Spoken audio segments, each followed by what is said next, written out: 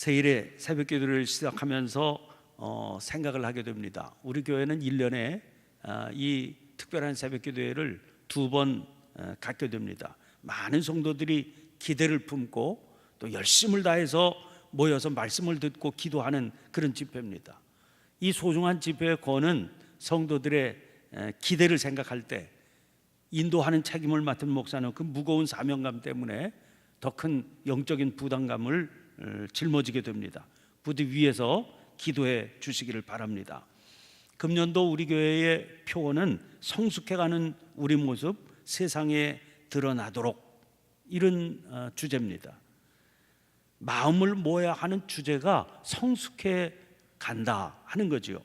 성숙해 간다고 하는 것은 어떤 바람직한 변화가 지속적으로 나타난다, 그런 의미 아니겠습니까? 그럼 우리 믿음의 삶에서 바람직한 변화가 지속적으로 나타난다 하는 것은 어떤 것이겠습니까? 그리고 그걸 표어로 삼는다는 것은 무슨 의미겠습니까? 일단 표어로 삼는다 하는 것은 뭐 저절로 그렇게 이루어진다면 표어로 삼을 이유가 없지 않겠습니까? 그러니까 그 표어로 삼는다는 것 자체가 그 변화가 쉽지 않은 것이다 하는 것을 전제 삼고 있다는 겁니다. 지속적으로 바람직한 변화가 나타나야 되는데 이게 쉽지 않다는 거죠. 그럼 왜 쉽지 않을까? 장애 요소가 있기 때문 아니겠습니까? 그 장애 요소는 어떤 것 때문일까? 또 어떻게 해야 우리가 그 장애 요소를 극복하고 이겨낼 수 있을까? 이게 우리의 과제가 될 겁니다. 자, 올해 표를 생각하고 기도하면서 정리하게 될 때, 이런 내용들을 정리하게 될 때 떠오른 책이 요나서입니다. 요나서는 하나님께서 요나라고 하는 사람을 부르셔서 당신의 그 부르심에 합당하도록 훈련해 가시는 그런 성숙의 과정을 담은 책이지요. 그래서 요나가 그야말로 바람직한 변화가 지속적으로 그 안에 나타날 수 있도록 하나님께서 그를 가다듬어 가시는 과정입니다. 이 과정이 쉽지 않죠.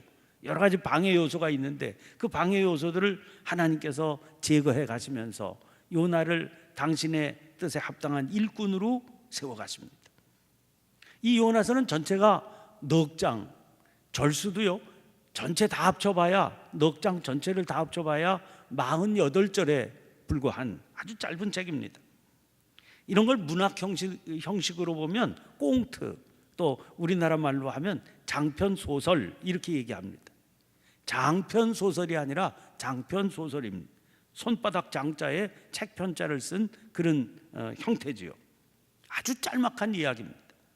등장인물은 주로 요나와 하나님인데 거기에 배경을 이루는 게 무슨 선장, 뱃사람, 또 큰 물고기, 또 니느웨 왕을 비롯한 그 니느웨의 백성들, 뭐 이런 그 엑스트라들이 동원이 되고 있습니다. 내용은 우리가 너무나 잘 알고 있습니다. 하나님의 부르심에 순종하지 않고 버티는 요나 얘기지요. 하나님께서는 요나를 들어서 그 요나의 앞날, 요나의 내일을 사명으로 채우시겠다, 그렇게 부르셨는데 요나는 그 내일을 하나님께 맡길 생각이 없습니다. 그걸 내 일로 생각을 하기 때문이지요. 그 나한테 관련된 거 하나님께서 그거 관여하실 필요 없다, 이렇게 생각을 하는 겁니다. 이렇게 고집스러운 요나를 하나님께서 다루십니다. 하나님께서 말씀하세요. 너의 내일은 내일이 아니라 내일이다. 당신의 소관에 당신 소관 사항이다. 이걸 가르쳐 주십니다. 요나는 그걸 깨우치지 못하는데 계속해서 그걸 인지시키십니다. 가르쳐 주십니다. 분명히 하십니다. 여러분, 성숙이라고 하는 게 뭐겠습니까? 성숙해 가는, 그래야 성숙이라고 하는 것은 나의, 그리고 우리의 내일을 내 일이 아니다, 이건 하나님의 일이다, 이렇게 고백하며 믿음으로 맡기고 순종할 때 나타나는 역사라는 겁니다.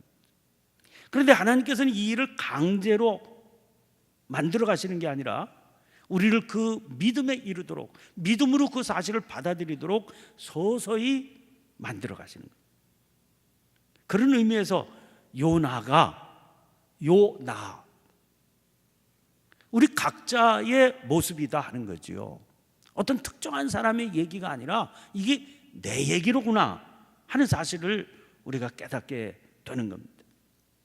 학자들의 연구에 의하면 이 요나서는 주전 3, 4세기경에 만들어진 이야기라 그렇게 말하고 있습니다.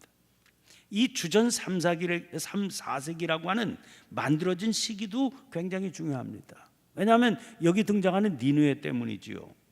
이 이야기가 만들어진 그 시대에는 이미 저 아수르의 수도 니느웨는 멸망해버린 그런 도시였습니다. 그 없는 도시입니다. 그렇게 무슨 왕성하고 회개해야 될 백성들이 들끓고 그런 도시는 이미 오래전에 멸망해 버린 시대에 만들어진 이야기라는 겁니다. 그래서 분명한 게 이 요나가 실제 인물의 이야기가 아니라는 거예요. 그렇다고 순전히 만들어진 이야기라고 보기보다는 이미 전해져 내려오던 이야기가 있었다는 거죠. 거기에 대해서 여호와 하나님께 대한 믿음이라고 하는 영적 교훈을 더딥혀서 만든 이야기일 것이다. 학자들은 그렇게 그 연구 결과를 내놓고 있습니다. 그러니까 이 책을 읽는 우리들의 과제가 있죠. 이 이야기 속에 묻혀 있는 보물이 있습니다. 이야기가 담고 있는 그런 영적인 아주 보물과 같은 교훈이 있다는 거예요.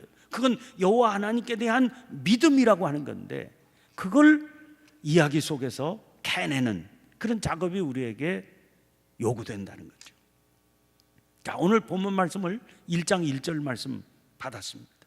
아주 간단한 첫 구절입니다. 여호와의 말씀이 아미떼의 아들 요나에게 임하니라. 그런데 분위기가 대단히 장중하고 엄숙합니다. 여러분, 이 짧은 한 구절을 딱 아주 소리내서 딱 읽을 때요, 이거 분위기가 뭔가 대단한 일이 앞으로 전개될 것 같다, 이런 분위기가 연출되지 않습니까? 여호와의 말씀이 아미떼의 아들 요나에게 임하니라. 이런 분위기 속에서 주인공인 아미떼의 아들 요나가 등장합니다. 여러분, 이야기가 되려면 무슨 사건이 벌어져야 되는데 그 사건이 뭡니까? 여호와의 말씀이 아미떼의 아들 요나에게 임했다는 거예요. 이게 사건의 단초가 됩니다. 여호와의 말씀이 임하니라, 이렇게 시작이 됩니다. 통상적으로 성경을 읽다가 여호와의 말씀이 누구에게 임했다 그러면 이건 누군가를 예언자로 세우실 때 사용되던 표현입니다. 성경을 많이 읽어본 사람은 여호와의 말씀이 누구에게 임했다 하면 하나님께서 아무개를 예언자로 세우시려고 작정하신 거로구나 하는 걸 금방 눈치챌 수 있습니다. 하나님께서 아무개를 당신의 예언자로 삼으시겠다는 거로, 이게 이야기의 시작이로구나, 사건이 전개되는 거로구나 하는 걸 눈치챌 수 있다는 겁니다. 여러분, 하나님께서 누군가를 당신의 예언자로 세우셔서 사명을 맡기신다, 이거 자체가 엄청난 사건 아닙니까? 왜요? 예언자가 누굽니까? 하나님의 부르심을 받아서 앞날을 내다보고 하나님의 이름으로 대언하고 경고하는 그런 사람이 예언자 아닙니까? 우리나라가요, 국제적으로 처리해야 될 중요한 사건이 벌어지면 대통령이 특사를 임명합니다. 네가 가서 이 일을 처리해라, 이런 특별한 사명을 맡겼기 때문에 특사라고 하는 거죠. 특별히 그 특사를 맡은 일이 무슨 어떤 나라 잔치에 참여한다, 그 나라 아주 국경일이 있으니까 거기 참석해라, 혹은 무슨 장례가 났으니까 그 장례에 조문을 하기 위해서 참석해라, 그런 정도 일이면 그 의례적인 일이니까 그냥 다녀오면 되지요. 그러나 만약 우리나라 입장에서 그 나라의 당신 나라 그렇게 하면 큰일 난다.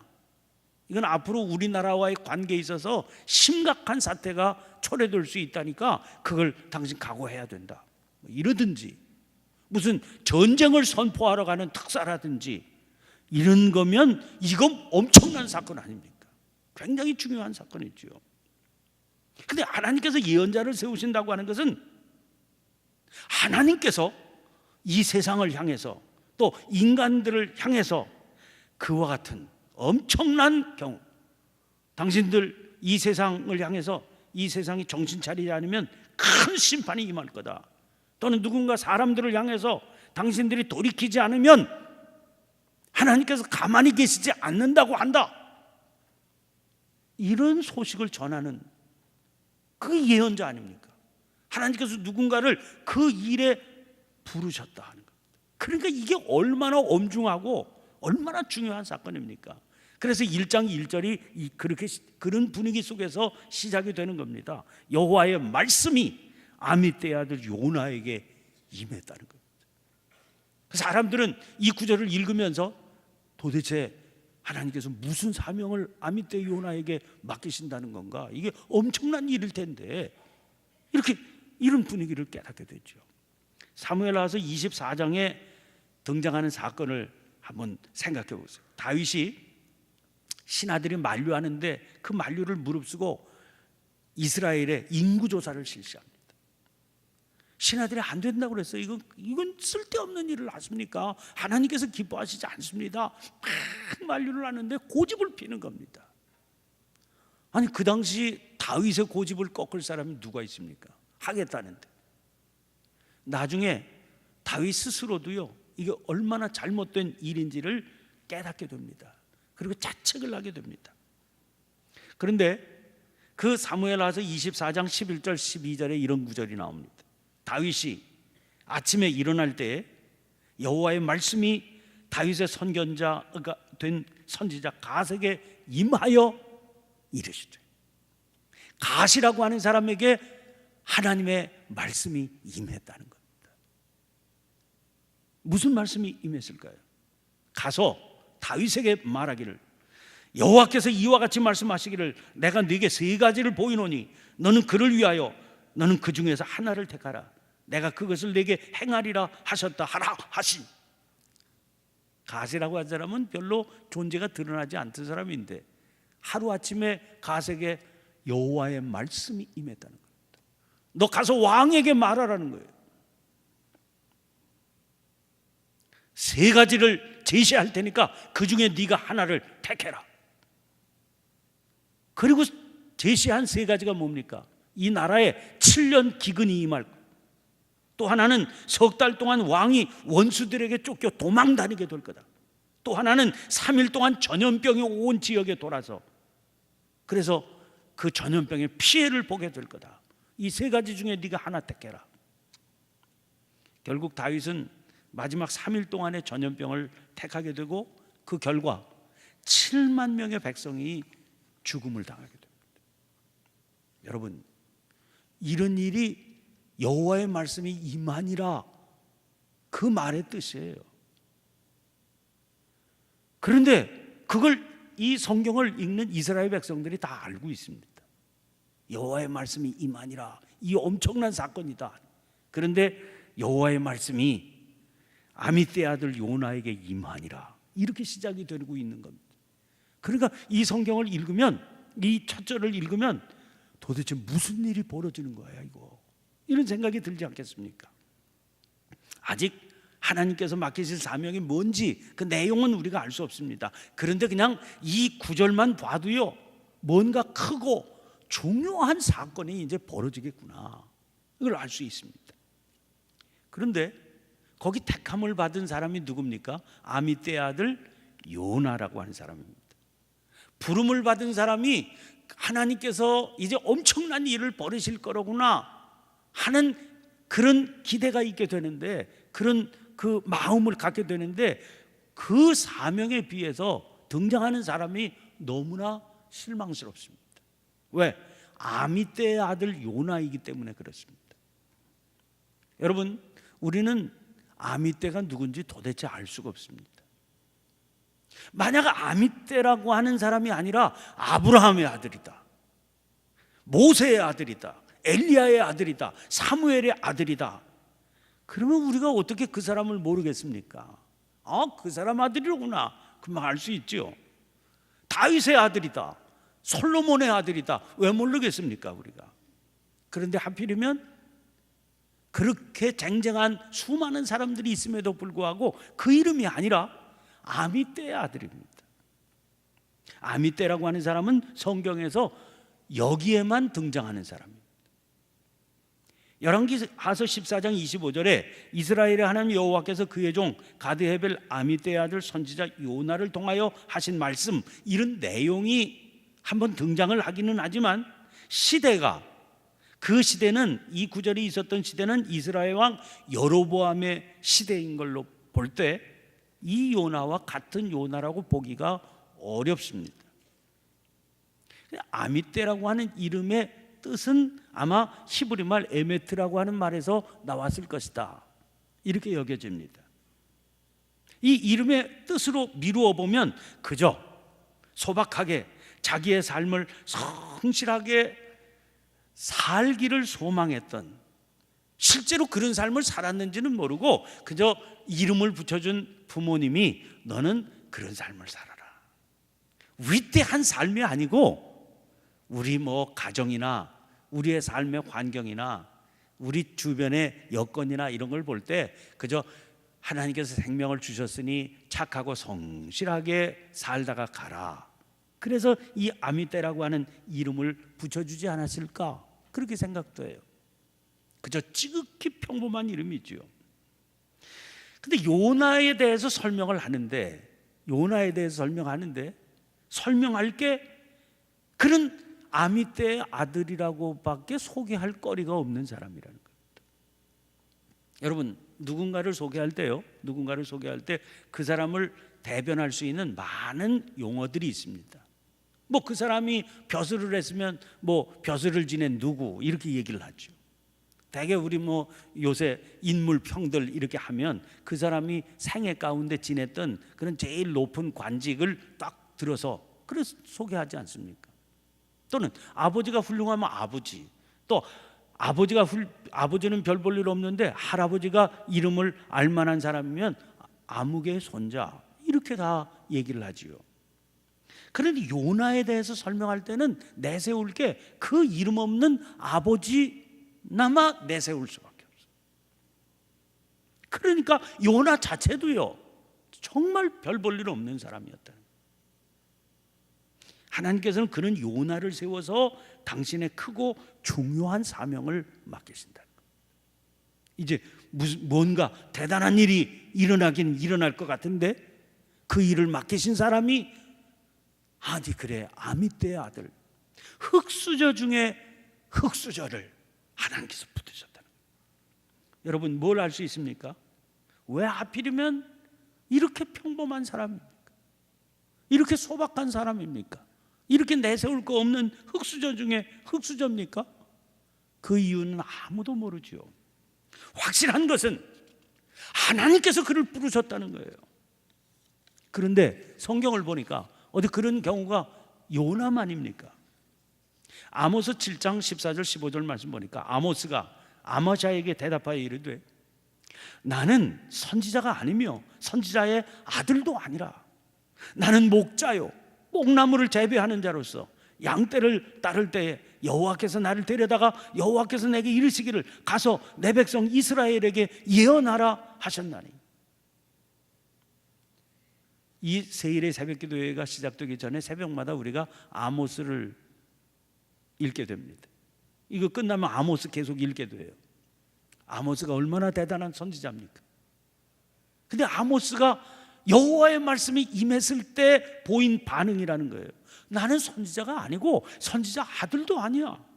나는 그저 목자요 뽕나무나 재배하는 자인데, 그래서 양떼를 따라가는데 여호와께서 나를 데려다가 말씀을 주셨어.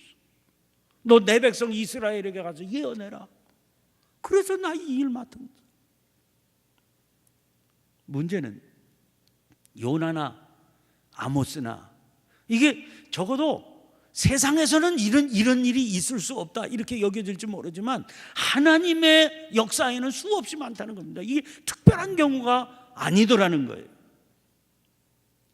모세는 대단한 후광을 가진 사람이었지만 그 세상적인 조건이 다 사라지고 다 깨어지고 다 빠지고 다 없어져서 낮아질 대로 낮아져서 이름 없는 광야의 목부로 나이가 80이나 되었을 때 여호와의 말씀이 그에게 임했죠. 어떤 사건이 일어났는지는 우리가 너무나 잘 알지 않습니까? 여호와의 말씀이 임하니까 그를 통해서 그 엄청난 일이 일어나게 된 것 아닙니까? 기드온은요, 미디안 사람이 두려워서 밀을 타작해야 되는데 미디안 사람들이 잡아갈까 봐 겁이 많아서, 그래서 포도주를 이렇게 밟는 그 틀 속에 숨어서 밀을 타작하고 있던 사람, 그때 여호와의 말씀이 그에게 임했다니까요. 여러분, 전능하신 하나님께서는 무슨 너무나 무거워서 일을 해야 되는데 이게 너무나 무거워서 누구 도움이 필요하다, 이런 일은 그 어떤 일도 없어요. 전능하신 하나님 아니십니까? 그런데 이상하게 그 하나님께서는 구태여, 당신의 전능하신 힘이 있음에도 불구하고 구태여 언제나 사람을 택하셔서 일을 하시더라고요.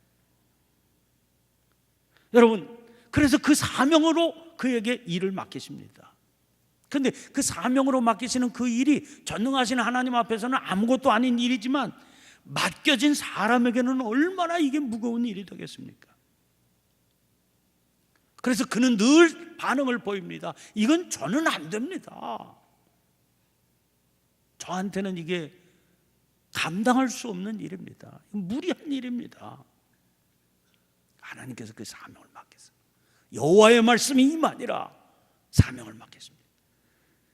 그 도전의 끝은 어떻든가요? 그 말씀을 받아들이고 그 주께서 주신 사명을 짊어지고 나갈 때 그 끄트머리는 뭐가 있었습니까? 위대한 열매가 있죠. 사실 우리는 지금 이 사순절을 통과하면서도 그 사실을 절절히 깨닫고 고백하고 확인하면서 지나가고 있는 때 아닙니까? 그 일 때문에 그 사명을 받아들이고 그 사명을 감수했던 사람들, 나는 도저히 아닌데 하나님께서 이 일을 내게 맡기셨다 이렇게 고백하는 그들은 새롭게 사는 법을 배우게 되는 겁니다. 결국 하나님께서는 그 사람을 변화시켜서 새로운 삶을 살게 하시고 그 과정을 통해서 그를 통해 세상을 변화시키는 그런 역사를 일으키시는 거죠. 그걸 위해서 그를 부르신 겁니다. 그게 하나님의 사랑이 아니고 또 뭐겠습니까? 그런데 그 하나님의 말씀이 임할 때 그 하나님의 부르심에는 언제든지 도전이 따르죠. 왜? 감당할 길이 없는 일이기 때문에. 그래서 언제나 오늘의 삶을 떠나야 된다. 너 지금의 삶을 떠나야 된다. 떠나기 위해서는 지금 가지고 있었던 모든 것들을 내려놓아야 된다. 그런 요구, 그런 도전이 따르게 됩니다. 왜요? 그 결과로 이루어지는 게 뭐겠습니까? 사실 지금 우리가 서 있는 자리는 우리가 마땅히 서 있어야 할 자리, 우리가 마땅히 보여야 할 자리, 우리가 마땅히 가야 할 모습, 그게 아니라는 거예요. 너는 그게 아니다. 요나는 아미떼의 아들로 살아가고 있었습니다. 여호와의 말씀이 그에게 임하시는 거죠. 그냥 그걸로 만족하고 그걸로 소박하게 살아가고 있는데 너는 그게 아니라는 거예요. 내 모습은 그게 아니라는 겁니다. 네가 마땅히 보여줘야 될 모습은 이 모습이 아니라는 거예요. 그래서 여호와의 말씀이 임한 거 아닙니까? 우리가 마땅히 되어야 할 상태는 이게 아니라는 거죠. 성숙해가는 우리의 모습을 세상에 드러날 수 있는 전제는 뭡니까? 우리 이 상태로는 안 된다는 거예요. 이게 하나님 앞에 합당한 모습이 아니라는 겁니다. 나는 이게 좋은데, 이게 편안한데, 이렇게 살아도 그만이라고 생각하는데 여호와의 말씀이 그런 우리에게 임하신다는 거예요. 그게 아니라고. 그래서 세상에 내 모습이 온전히 내가 기대하는 모습으로 드러나야 된다고. 그래 도전하시오. 지금 그 모습 벗어놓으라고, 그 모습 내려놓으라고 그렇게 말씀하십니다. 그런 의미에서 여러분, 성숙해가는 우리 모습 세상에 드러나도록 이런 표를 정한 우리에게 오늘 드러나고 있는 이 아미떼의 아들 요나는 바로 우리의 모습과 다르지 않지 않습니까? 지금 하나님의 말씀 앞에 있는 우리가 요나인 겁니다. 자, 그런 의미에서 하나님 앞에 기도하면서 주님, 이 말씀을 통과하면서 우리의 모습을 보게 하시고 내려놓아야 할 것들, 버려야 할 것들 보게 하시고 하나님의 말씀을 붙들고 서 있어야 할 그 자리를 향해 나아갈 수 있는 우리가 되게 해 주시옵소서. 간절히 기도하는 그런 이 새벽이 될 수 있기를 간절히 바랍니다. 오늘 이 세일의 새벽 기도회를 통해서 요나와 함께 걷는 길을 통해 우리를 변화시키시고 우리를 온전케 하시고 우리를 복되게 하시고 사명을 맡기셔서 그 사명을 감당케 하시는 주님을 찬양하고 주님의 그 역사가 우리 안에 변화를 가져오게 하는 그런 역사를 허락해 주시옵소서. 간절히 기도하시고 또 성령께서 기도하게 해주시는 제목을 따라 자유롭게 기도하시고 자유롭게 돌아가시기를 바랍니다. 우리 함께 주여 한번 힘차게 외치고 통성으로 자유롭게 기도하시다가 자유롭게 돌아가시기를 바랍니다. 함께 기도하십시다.